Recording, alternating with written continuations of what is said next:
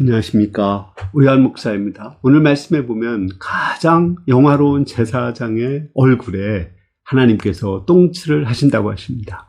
우리가 하나님 앞에서 왕같은 제사장이죠. 어떻게 하면 영화로운 제사장이 될 수 있는지 배우고자 합니다.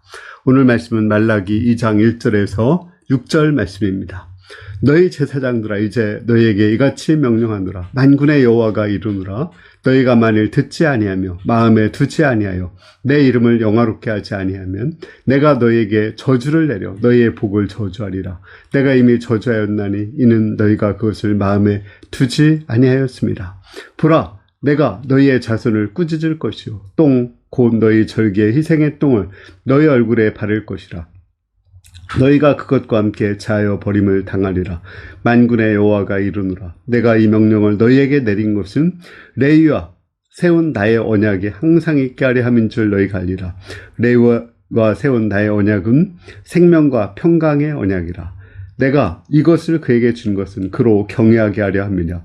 그가 나를 경외하고 내 이름을 두려워하였으며 그의 입에는 진리의 법이 있었고 그의 입술에는 불의함이 없었으며 그가 화평함과 정직함으로 나와 동행하며 많은 사람을 돌이켜 죄악에서 떠나게 하였느니라. 원래 레위 지파는 야곱에게 저주를 받았어요. 그 레위가 살인을 하고 또 그 세겜 사람들을 혈기를 부렸거든요. 그로 인해서 하나님께서는 그 레위 지파를 2번이나 저주를 했습니다. 그런데 레위 지파들이 출애굽한 후에 그 이스라엘 백성들이 우상을 숭배할 때 그들은 하나님 편에 섰습니다. 비록 자신의 형제들이라도 회개하지 않을 때 우상 숭배하고 회개하지 않자 그들을 쳐서 3,000명을 죽였습니다. 하나님의 질투심으로 질투했죠. 그때 하나님께서 레위 지파의 그 저주를 복으로 바꿔주셨습니다. 특히 아론의 후손은 제사장으로 만들어 주셨어요. 아론의 후손 가운데 비누아스 같은 경우는 이렇게 이 시므리라는 사람이 이방 여인과 그 음행을 하고 우상 숭배하는 것을 보고 창으로 찔러 죽였습니다. 하나님의 질투심으로 질투한 거죠. 그때 그 비누아스의 후손을 영화로운 제사장 직분을 영원히 주겠다고 했습니다.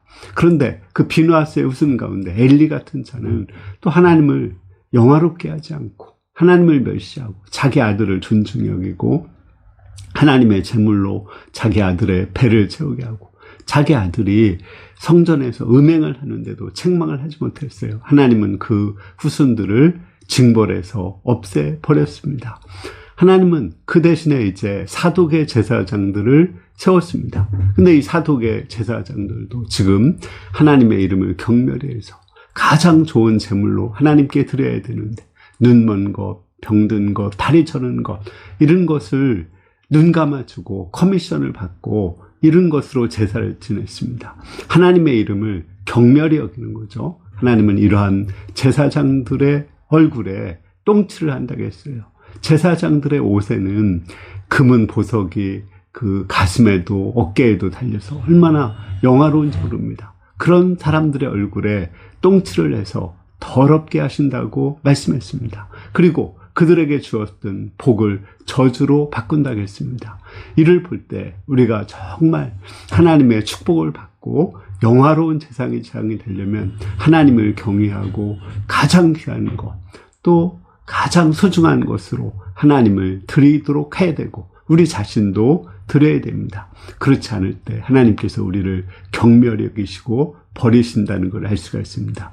우리가 왕같은 제사장이 되어서 가장 귀한 것으로 우리 하나님을 섬기고 하나님을 높여드릴 수 있기를 기도합니다. 그를 통해서 우리가 영화롭게 되고 복의 근원이 될 수 있기를 기도합니다. 감사합니다.